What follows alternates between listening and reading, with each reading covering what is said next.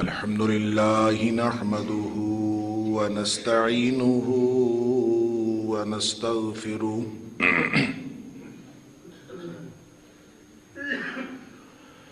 ونؤمن به ونتوكل عليه ونعوذ بالله من شرور أنفسنا ومن سيئات أعمالنا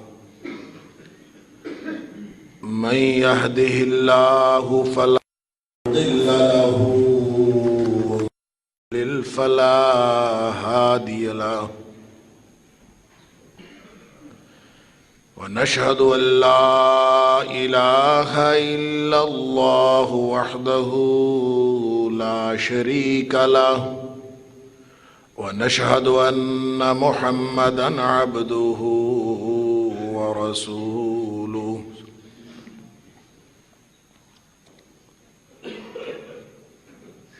أرسله بالحق بشيرًا ونذيرًا بين يدي الساعة فمن يطع الله ورسوله فقد رشد واهتدى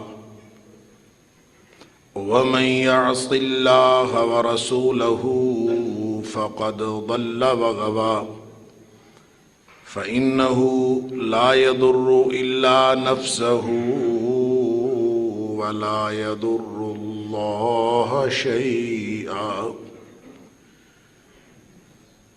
نسأل الله ربنا أن يجعلنا ممن يطيعه ويطيع رسوله ويتبع رضوانه ويجتنب سخطه فإنما نحن به وله أما بعد فإن خير الحديث كتاب الله وخير الهدي هدي محمد صلى الله عليه وآله وسلم وشر الأمور محدثاتها وكل محدثة بدعة وكل بدعة ضلالة وكل ضلالة في النار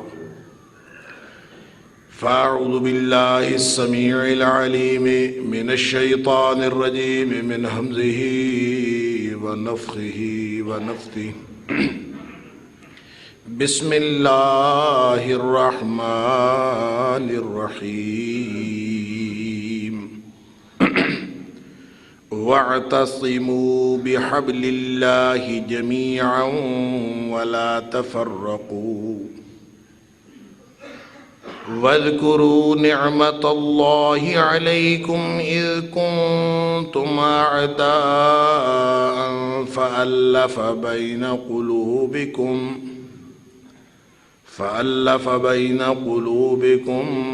فأصبحتم بنعمته إخوانا وكنتم على شفا حفرة من النار فأنقذكم منها كذلك يبين الله لكم آياته لعلكم تهتدون اور تم سب مل کے اللہ کی رسی کو مضبوطی کے ساتھ پکڑ لو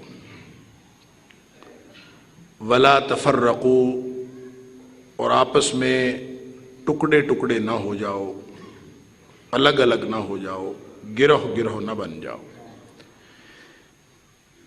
اور یاد کرو اللہ کے انعام کو جو اس نے تمہارے اوپر کیا کہ جب تم ایک دوسرے کے دشمن تھے اللہ نے تمہارے دلوں میں ایک دوسرے کی محبت ڈال دی فَأَصْبَحْتُمْ بِنِعْمَتِهِ إِخْوَانًا اللہ کے انعام کے سبب تم بھائی بھائی بن گئے وَكُنْتُمْ عَلَى شَفَا حُفْرَةٍ مِّنَ النَّارِ اور تم آگ کے گڑھے کے کنارے پہنچ چکے تھے، فَأَنْقَذَكُم مِّنْهَا، اللہ نے تمہیں اس آگ کے گڑھے سے بچا لیا۔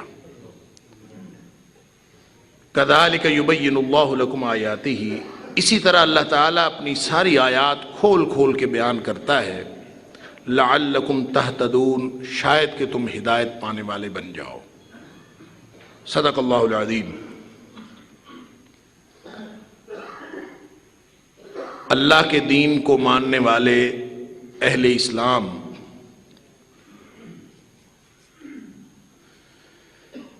ان کے آپس میں جو اتحاد اور اتفاق ہے، یا آپس کے جو معاملات اور تعلقات ہیں،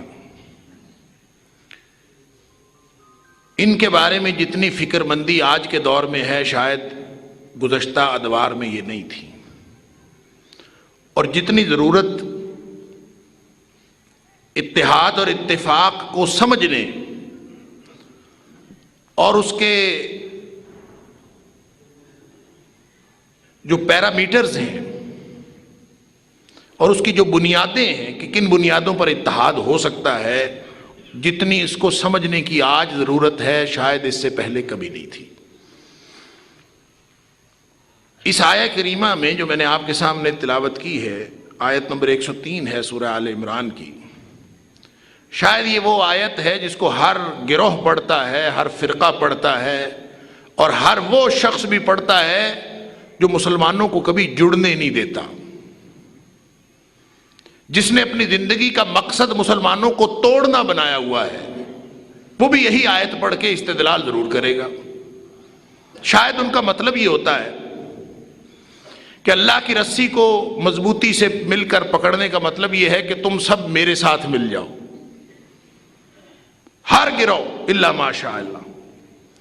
وہ اتحاد اور اتفاق کی آیت تو پڑھتا ہے، آیت نمبر 103 سورہ آل عمران کی وَاعْتَصِمُوا بِحَبْلِ اللَّهِ جَمِيعًا وَلَا تَفَرَّقُوا، اس پر گفتگو تو کرتا ہے، لیکن نتیجہ اس میں سے یہ نکالتا ہے کہ تم سب اپنے اپنے گروہ چھوڑو اور میرے ساتھ آ کے مل جاؤ۔ یہ بڑی اچھی خواہش ہے، تو اگر یہ خواہش اچھی ہے تو پھر ہر کوئی یہی خواہش رکھتا، ہر گروہ یہی خواہش رکھتا ہے۔ اللہ ماشاءاللہ اب کسی سے بھی جا کے بات کر لیں، جو امت فرقے فرقے ہوئی پڑی ہے، امت جو ٹکڑوں میں بٹی پڑی ہے، اب کسی ٹکڑے کے سربراہ سے جا کے بات کریں تو وہ کہے گا ہم تو اتحاد اور اتفاق کی بات کرتے ہیں۔ کوئی ایک بھی ایسا نہیں شاید جو ملے جو یہ کہے کہ ہم اتحاد اتفاق کی بات نہیں کرتے۔ پھر کیا اتحاد اس بات کا نام ہے جو طرز عمل ہم مسلمانوں نے، انتشار کا طرز عمل، اختلاف کا طرز عمل، ایک دوسرے سے کٹ جانے کا طرز عمل، ہم اور ہیں وہ دوسرے کوئی اور ہیں، یہ طرز عمل اختیار کر کے جو مسلمانوں کے اندر داخلی انتشار پیدا کیا ہے، اللہ اکبر، شاید پوری دنیا میں دشمنان اسلام اتنا بڑا فتنہ برپا کیے ہوئے نہ ہو جتنا فتنہ ہمارے داخلی انتشار نے پیدا کیا ہوا۔ اور کیوں نہ ہو، اللہ کا قرآن کہتا ہے، میں نے چند جمعے پیشتر آپ کو اس آیت پہ بہت اصرار کے ساتھ، سورہ انفال کی آیت بہت اصرار کے ساتھ آپ کو بار بار سنائی ہے کہ اللہ تعالیٰ فرماتا ہے کہ والذین کفروا بعضهم اولیاء بعض، کافر تو سارے ایک دوسرے کے دوست ہیں، یہودی ہوں، عیسائی ہوں، ہندو ہوں، جینی ہوں، کمیونزم کو ماننے والے ہوں، دہریے ہوں، ایگنوسٹک ہوں، وہ جس طرح کے بھی غیر مسلم ہیں، جس طرح کے بھی کافر ہیں، چاہے وہ مشرک ہیں، چاہے وہ کافر ہیں، چاہے وہ اہل کتاب ہیں، چاہے وہ اہل کتاب نہیں ہیں، وہ تو سارے ایک دوسرے کے دوست ہیں، انہوں نے تو آپس میں گٹھ جوڑ کر لیا۔ اللہ اکبر، الا تفعلوہ، تم اپنے گھر کی بات دیکھو، اپنے آپ کا محاسبہ کرو، دشمن کی طرف نہ دیکھو، اس لیے کہ دشمن تو اچھا دشمن وہی ہوتا ہے نا جو دشمنی اچھی کرے۔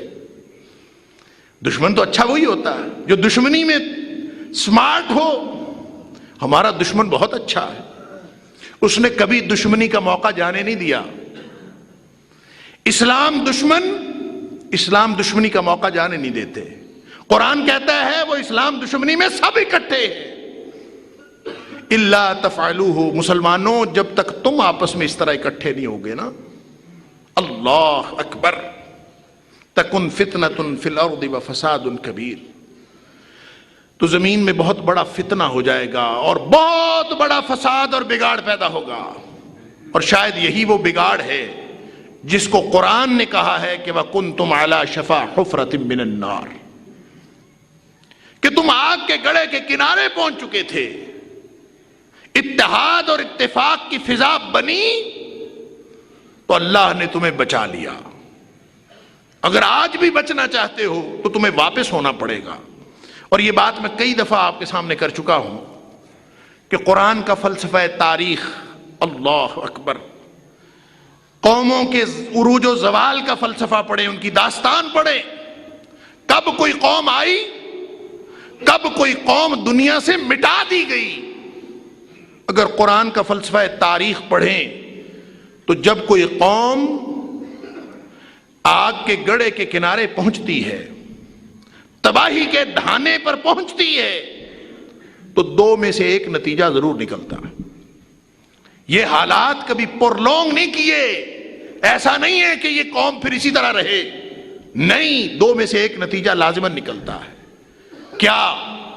ایک نتیجہ تو یہ نکلتا ہے کہ اللہ تعالیٰ اس قوم کو تباہ و برباد کر دیتا ہے، ملیا میٹ کر دیتا. اللہ اس قوم کا نشان مٹا دیتا ہے اور اللہ تعالیٰ اس کی جگہ نئی قوم لے کے آتا.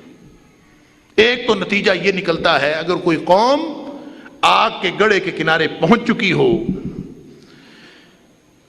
اللہ تعالیٰ معاف فرمائے جیسا کہ اس وقت ملت اسلامیہ کے حالات ہیں، اللہ اکبر. لیکن دوسرا نتیجہ یہ نکلتا ہے کہ قوموں کی واپسی ہو جاتی. فَأَنْقَذَكُم مِّنْهَا، واپس آ جاؤ تو بچ جاؤ گے.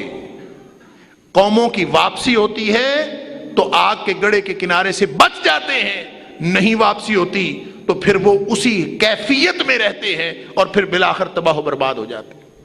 یہ ذہن میں رکھیے کہ نہ واپسی ایک دن میں ہوتی ہے، نہ تباہی ایک دن میں ہوتی ہے.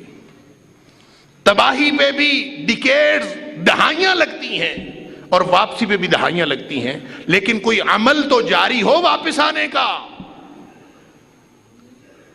جس کیفیت کا تذکرہ اللہ کریم نے اس آیت میں کیا ہے، اس میں تو واپسی کی وجہ نبی کریم صلی اللہ علیہ وسلم بنے ہیں کہ نبی کریم صلی اللہ علیہ وسلم تشریف لے آئے. وَاذْكُرُوا نِعْمَةَ اللَّهِ عَلَيْكُمْ اِذْ كُنْتُمْ أَعْدَاءً فَأَلَّفَ بَيْنَ قُلُوبِكُمْ فَأَصْبَحْتُمْ بِنِعْمَتِهِ إِخْوَانًا. جب نبی کریم صلی اللہ علیہ وسلم کی بعثت نہیں ہوئی تھی تو تم اندازہ کرو کہ لڑ لڑ کے تم ایک قتل کے پیچھے 100 قتل کرتے تھے. تمہارے حالات کیا تھے؟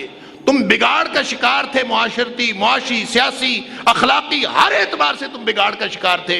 نبی کریم صلی اللہ علیہ وسلم تشریف لائے.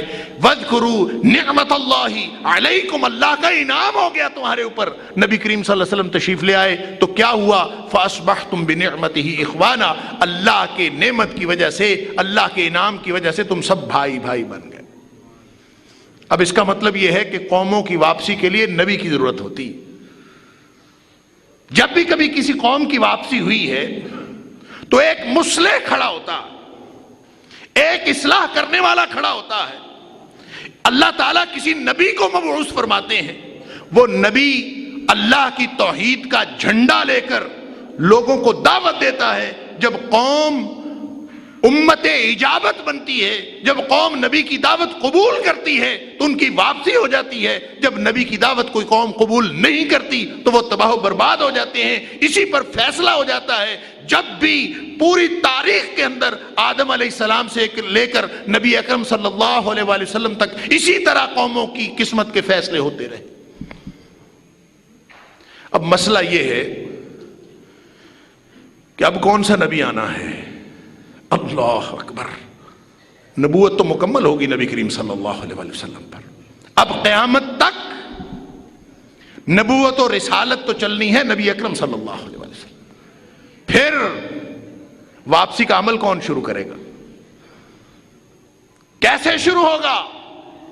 وہ پیمانہ کہ واپسی ہو جائے، وہ پیمانہ کہ جس پر لوگ سب اکٹھے ہو جائیں، مضبوطی سے پکڑ لیں تو لوگوں کی واپسی ہو جائے، قوم کے اندر وہ مغلوبیت ختم ہو جائے، آگ کے گڑھے کے کنارے جو پہنچے تھے، تباہی و بربادی کے کنارے جو پہنچے تھے، اس سے بچ جائیں۔ اب وہ پیمانہ کون بنے گا؟ اس لیے کہ نبوت تو نبی کریم صلی اللہ علیہ وسلم کی قیامت تک چلنی، اب نبی تو اور کوئی نہیں آنا، پھر کون کرے گا؟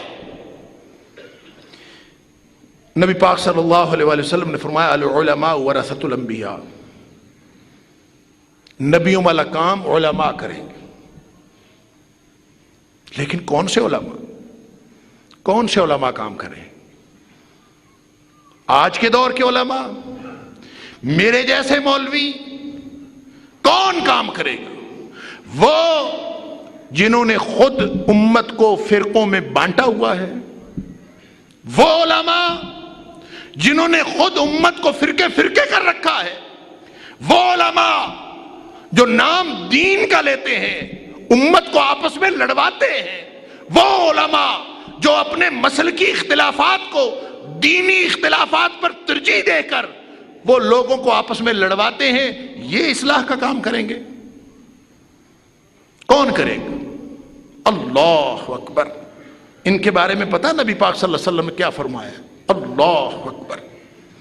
وہ حدیث تو ضعیف ہے نا، بہقی کی اور مسند احمد کی، ضعیف ہے، ہم اس کو نہیں مانتے، ضعیف ہے، ہم اس سے استدلال نہیں کرتے،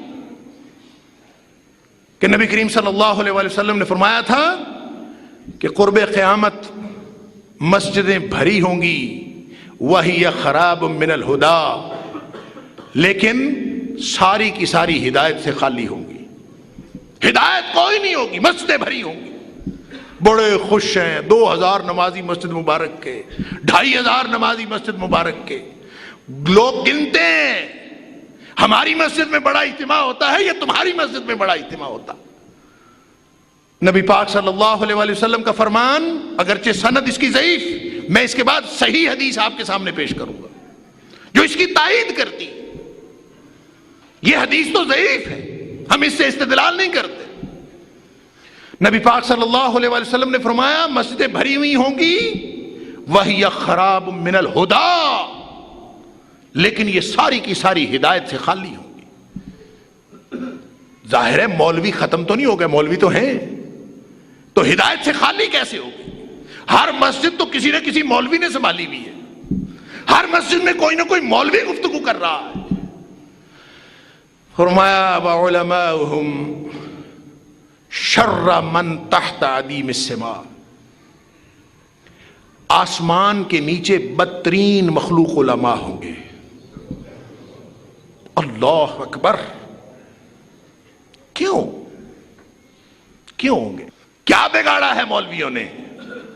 کیا کیا ہے؟ ان کا کردار غلط ہے۔ 98% لوگوں سے مولویوں کا کردار بہتر ہے۔ کیا بگاڑا ہے مولویوں نے؟ کچھ بھی نہیں، اور ایک ہی وجہ ہے کہ امت کو آپس میں لڑوایا ہے، اور کوئی وجہ نہیں ہے۔ مولوی ہر اعتبار سے، اپنے کردار کے اعتبار سے، مولوی عوام الناس میں سے 1000 لوگوں سے بہتر ہوتا ہے، لاکھوں لوگوں سے بہتر ہوتا ہے، لیکن مسئلہ کیا ہے کہ وہ جب اپنے مسلک کے نام پر، اپنے فروعی مسائل کے نام پر جب وہ امت کو لڑواتا ہے تو وہ تباہی و بربادی کا دروازہ کھولتا ہے، اور جب تباہی و بربادی کا دروازہ کھلتا ہے تو جو شخص اس کی وجہ بنا ہے وہ اس روئے زمین کا بدترین شخص ہی تو ہوگا۔ یہ تو حدیث ضعیف ہے، میں نے عرض کیا، جو صحیح حدیث ہے بخاری اور مسلم کی، حضرت حذیفہ بن یمان رضی اللہ تعالیٰ عنہ، سن چکے ہیں آپ یہ حدیث۔ فرماتے ہیں حضرت حذیفہ رضی اللہ تعالیٰ عنہ، وہ فرماتے ہیں نبی کریم صلی اللہ علیہ وآلہ وسلم سے سارے لوگ اس سوال کیا کرتے تھے خیر کے بارے میں، بھلائی کے بارے میں۔ کان الناس یسألون رسول اللہ صلی اللہ علیہ وسلم عن الخیر وکنت اسألہ عن الشر۔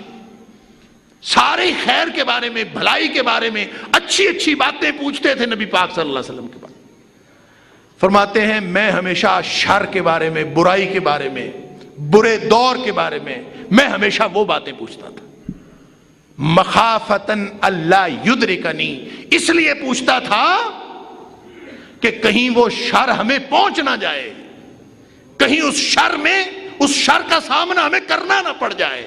میں اس لیے شر کے بارے میں پوچھتا تھا کہ اس شر کے بارے میں آگاہی تو ہونی چاہیے، کہیں ایسا نہ ہو کہ ہم کسی شر میں پھنس جائیں، ہمیں پتہ ہی نہ ہو کہ یہ شر ہے، خیر کے نام پر لوگ شر پھیلا رہے ہوں ہمیں پتہ ہی نہ چلے، دین کے نام پر لوگ بے دینی پھیلا رہے ہوں ہمیں پتہ ہی نہ چلے۔ اللہ اکبر۔ تو فرماتے ہیں کہ میں نے نبی پاک صلی اللہ علیہ وسلم سے پوچھا کہ اللہ کے رسول صلی اللہ علیہ وسلم، ہم جب جاہلیت میں تھے، اسلام نہیں آیا تھا، کنا فی الجاہلیہ والشر، ہم جاہلیت میں تھے اور شر میں تھے، برائی برائی تھی ہر طرف۔ فجاءنا اللہ بہذا الخیر، اللہ تعالیٰ نے یہ خیر ہمیں عطا فرما دیا۔ نبی کریم صلی اللہ علیہ وسلم آپ تشریف لے آئے، اللہ کا دین آ گیا، اللہ کا قرآن آ گیا، اللہ نے ہمارے لیے بھلائیاں ہی بھلائیاں کر دی۔ یہ ہے وَاذْكُرُوا نِعْمَةَ اللَّهِ عَلَيْكُمْ إِذْ كُنْتُمْ أَعْدَاءً فَأَلَّفَ بَيْنَ قُلُوبِكُمْ فَأَصْبَحْتُمْ بِنِعْمَتِهِ إِخْوَانًا فَجَاءَنَا اللَّهُ بِهَذَا الْخَيْرِ، اللہ کا قرآن آ گیا، نبی پاک صلی اللہ علیہ وسلم تشریف لے آئے، یہ اللہ کا انعام ہے۔ لَقَدْ مَنَّ اللَّهُ عَلَى الْمُؤْمِنِينَ إِذْ بَعَثَ فِيهِمْ رَسُولًا مِّنْهُمْ، اللہ نے انعام کیا مومنین کے اوپر جب ان کے اندر انہی میں سے ایک رسول اللہ تعالیٰ نے مبعوث فرمایا۔ یہ احسان، یہ ہے انعام۔ فرمایا کہ یہ اللہ نے خیر عطا فرما دی۔ فَهَلْ بَعْدَ هَذَا الْخَيْرِ شَرٌ، اللہ کے رسول صلی اللہ علیہ وسلم کیا اس خیر کے دور کے بعد کوئی شر ہے، کوئی شر کا دور ہے؟ نبی کریم صلی اللہ علیہ وسلم فرمایا نعم، ہاں اس کے بعد پھر شر آئے۔ فوراً ہی پوچھ لیا فَهَلْ بَعْدَ ذَلِكَ الشَّرِّ خَيْرٌ، کیا اس شر کے بعد، جو اس خیر کے بعد آنے والا شر ہے، کیا اس شر کے بعد پھر کوئی خیر آئے گا، کوئی خیر کا دور آئے گا؟ نبی پاک صلی اللہ علیہ وسلم فرمایا نعم، آئے گا، وَفِيهِ دَخَنٌ، آئے گا تو صحیح لیکن اس میں دھوکہ ہوگا۔ اللہ اکبر، خیر کا دور آئے گا، ہوگا دھوکے والا دور۔ حد ہو گئی، یعنی خیر لیکن دھوکے والی خیر، ایک دوسرے کو فراڈ دینے والی خیر، پریشان کرنے والی خیر۔ حیران ہو کے پوچھتے ہیں وما دخنہ یا رسول اللہ صلی اللہ علیہ وسلم، اللہ کے رسول صلی اللہ علیہ وسلم کیسا دھوکہ؟ خیر ہے تو پھر خیر ہے۔ اللہ اکبر۔ فرمایا مسئلہ یہ ہوگا، اس خیر کا مسئلہ یہ ہوگا کہ لوگ قوم یہدون بغیر ہدی، لوگ جو ہدایت کی تعلیم دے رہے ہوں گے نا، جو دین کہہ کے لوگوں کو بتا رہے ہوں گے، جو ہدایت کہہ کے لوگوں کو دے رہے ہوں گے، فرمایا وہ میرا لایا ہوا دین نہیں ہوگا، وہ کسی اور کا دین ہوگا۔ جو ہدایت لوگوں کو دے رہے ہوں گے وہ ہدایت میری نہیں ہوگی، وہ کسی اور کی ہدایت ہوگی۔ یہدون بغیر ہدی، ہدایت دے رہے ہوں گے، مولویوں کی تقریریں ہو رہی ہوں گی، خطبے چل رہے ہوں گے، تقریریں جلسے ہو رہے ہوں گے، ساری دنیا مولویوں نے اپنی اپنی مسجدیں آباد کی ہوں گی، لیکن یہدون بغیر ہدی، میرے والی ہدایت نہیں ہوگی۔ وہ پتہ نہیں کہاں سے لائیں گے، پتہ نہیں کہاں سے روشنی لیں گے، کہاں سے دین بنائیں گے اور لوگوں کو بتائیں گے کہ یہ دین ہے۔ اللہ اکبر۔ کیا کریں ایسی خیر کا، کیسے پتہ چلے؟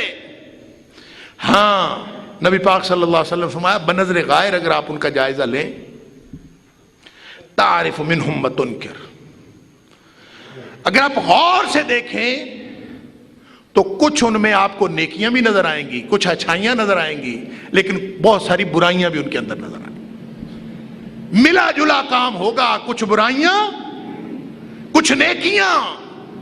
تو بس یہ ملغوبہ قسم کا دین لوگوں کو دے رہے ہوں گے۔ فرمایا جب یہ دور آ جائے تو سمجھ لینا ہے تو خیر کا دور، لیکن دھوکے کی خیر ہے۔ حضرت حذیفہ رضی اللہ تعالیٰ حیران ہوئے ہوں گے کہ کیسی خیر ہے، دخن کے بارے میں پوچھ لیا، پھر بھی پریشانی کی بات۔ تو پھر اگلا سوال کر دیا کہ حل بعد ذالک الخیر شر، وہ تو خیر ہے نا، دھوکے والی خیر، کیا اس خیر کے بعد کوئی شر بھی ہے؟ فرمایا نعم، اس کے بعد ایک شر ہے، بس یہ آخری سٹیپ ہے۔ اس کے بعد نبی کریم صلی اللہ علیہ وآلہ وسلم سے نہ سوال ہوا نہ اس کا پھر جواب ہوا، گویا سارے سٹیپ گزرنے کے بعد ایک دھوکے والی خیر کا دور ہے اور اس کے بعد شر کا دور ہے۔ اللہ اکبر، شر کا دور۔ اب جب خیر کا دور دھوکے والا ہوگا تو اللہ وہ شر کیسا ہوگا؟ جس خیر میں دھوکا ہو، جس دور میں دین میں دھوکا ہو، جس دور میں ہدایت کے نام پر دھوکا ہو، جس دور میں دین کے نام پر دھوکا ہو، اللہ اس دور میں شر آئے گا تو وہ کیسا ہوگا؟ کتنی پریشانی کی بات ہے۔ نبی کریم صلی اللہ علیہ وآلہ وسلم نے فرمایا جب وہ شر آئے گا نا، وہ کیسا شر ہوگا؟ نبی کریم صلی اللہ علیہ وسلم نے اس شر کی ڈیفینیشن بتائی۔ یہ ہے وہ حصہ حدیث کا جو میں عرض کر رہا تھا کہ وہ حدیث تو ضعیف ہے لیکن یہ تو صحیح حدیث۔ فرمایا وہ شر ایسا ہوگا، دعاتن، اس میں داعی ہوں گے۔ سمجھ لیجئے مسئلہ، اللہ اکبر۔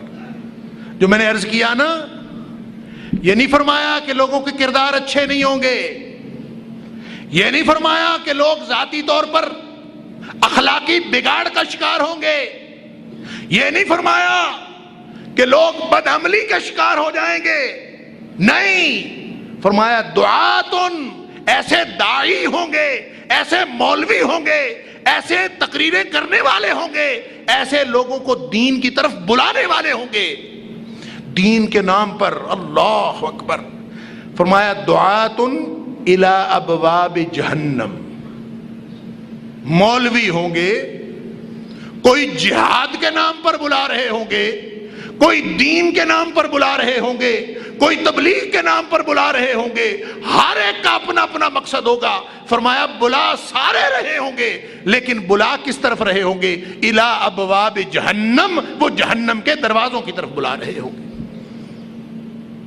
اللہ اکبر۔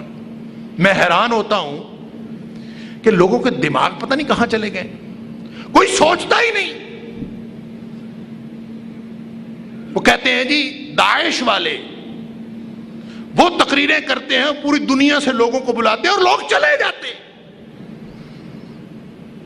فرمایا من اجابہم الیہا فقذفوہ فیہا، جس نے بھی ان کی بات مان لی اور اس طرف چل پڑا، فرمایا وہ تو پہلے ہی جہنم کی طرف بلا رہے ہیں، نام دین کا ہے، اصل میں جہنم کی طرف بلا رہے ہیں۔ جس نے ان کی بات مان لی قذفوہ فیہا، وہ اس کو جہنم میں لے جائیں گے، جہنم میں پھینک دیں گے۔ اللہ اکبر۔ اللہ کدھر جائیں؟ کس سے منصفی چاہیں؟ کس کو راہبر کریں؟ کس کو رہنما مانیں؟ یہی تو تھے نا داعی، تقریریں کرنے والے۔ مولویوں کی بات سن کے متاثر ہو جاتے ہیں، جو دین کی بات کرے ہم متاثر ہوتے ہیں، جو قرآن کی بات کرے ہم متاثر ہوتے ہیں۔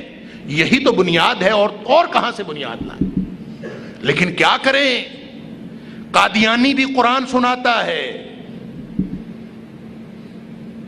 جو بالاجماع کافر ہے وہ بھی قرآن سناتا ہے۔ کدھر جائیں؟ کسے رہنما کریں؟ کس کو رہنما سمجھیں؟ نبی اقدس علیہ الصلوۃ والسلام بتا رہے ہیں دعات الی ابواب جہنم، یہ تو جہنم کے دروازوں کی طرف بلانے والے ہیں. من اجابہم الیہا، جس نے ان کی دعوت پر لبیک کہا، جس بندے نے ان کی بات مان لی، قذفوہ فیہا، وہ اس کو جہنم میں پھینک دیں. ابھی سارے ہی مولوی بلاتے ہیں، میرے فرقے میں آ جاؤ، میرا مسلک قبول کر لو، میرے گروہ میں آ جاؤ، پھر ہم دوسروں کے ساتھ لڑیں، آ جاؤ میرے گروپ کو جوائن کر لو تاکہ ہم دوسرے مسلمانوں کے ساتھ لڑیں، آ جاؤ. اور جہنم کی طرف بلانا کیا ہوتا ہے؟ جہنم تو ہم خود پیدا کر رہے ہیں، آؤ اور لڑے. اس سے بڑا جہنم اور کوئی نہیں ہو سکتا. اگر کوئی دعوت دیتا ہے امت مسلمہ کو فرقہ فرقہ کرنے کی، میں عرض کر رہا تھا کہ یہ بات کردار کی نہیں ہے، اخلاقیات کی نہیں ہے، قول و فعل کے تضاد کی نہیں ہے. صرف ایک ہی نقطہ ہے، جو اللہ کے بندوں کو، مسلمانوں کو، اہل اسلام کو جو آپس میں لڑاتا ہے، وہ اصل میں جہنم کی طرف بلانے کے لیے ان کو بلاتا ہے. یہ ہے نبی کریم صلی اللہ علیہ وسلم کے فرمان کا مطلب، دعات الی ابواب جہنم. کیونکہ نبی کریم صلی اللہ علیہ وسلم کی دعوت تو یہ نہیں تھی نا کہ لوگوں کو لڑوایا جائے. نبی کریم صلی اللہ علیہ وسلم کی دعوت تو تھی کہ ٹوٹے ہوئے لوگوں کو جوڑا جائے. یہ نبی کریم صلی اللہ علیہ وسلم کی دعوت ہے. اور جو جڑے ہوئے کو توڑتا ہے وہ بھی اپنا نہیں، وہ بھی اپنا نہیں، وہ بھی کافر، تو بھی کافر، فلاں بھی کافر. وہ امت مسلمہ کا خیر خواہ کیسے ہو سکتا؟ وہ نبی کریم صلی اللہ علیہ وسلم کی لائی ہوئی ہدایت پر کیسے ہو سکتا؟ نبی کریم صلی اللہ علیہ وسلم کی لائی ہوئی ہدایت، اللہ اکبر، وہ تو یہ ہے کہ کنتم علی شفا حفرۃ من النار فانقذکم منہا.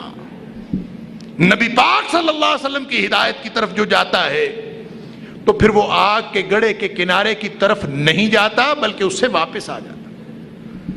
پھر فاصبحتم بنعمتہ اخوانا ہو جاتا ہے. پھر اللہ کی نعمت آتی ہے تو پھر اللہ تعالیٰ آپس میں دل ملا دیتا ہے، اور دل ملانے کے بعد سب کو بھائی بھائی بنا دیتا ہے. یہ ہدایت ہے نبی کریم صلی اللہ علیہ وسلم. لیکن دعات الی ابواب جہنم، لوگ جہنم کی طرف بلانے والے.